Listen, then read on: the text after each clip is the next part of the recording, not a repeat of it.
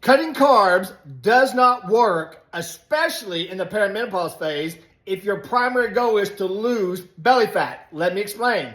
First of all, I'm going to tell you why cutting carbs isn't helping you to lose belly fat. Number two, your low carb diet isn't failing you. A lot of people think I'm low carb in it and nothing's working. It's not failing you in regards to helping you lose visceral fat. Your low carb diet served you best when the primary problem used to be just subcutaneous fat. It's a different game now. You're in the perimenopause phase. And next, the body triggers into preservation mode when you start doing low carb dieting anyway.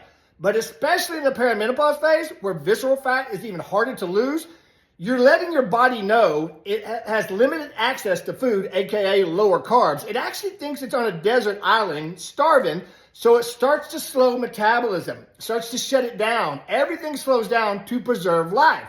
So you're not even beginning to do anything to help lose the visceral fat, let alone the subcutaneous fat at its maximum potential. So here's the problem. The problem is the issue is the belly fat, especially in the perimenopause phase when the visceral fat starts to take hold. What's the visceral fat? That's the fat that's internal and wraps around your organs. That's the one that has the health problems like cardiovascular health, possible type 2 diabetes, and it's the one you really can't see. The subcutaneous fat used to be the only problem, but now you've got that and the visceral fat to deal with, and low carb diets do nothing but fight against you losing that, okay? So, why it matters. Visceral fat is a little bit more serious than subcutaneous fat because of what I just mentioned.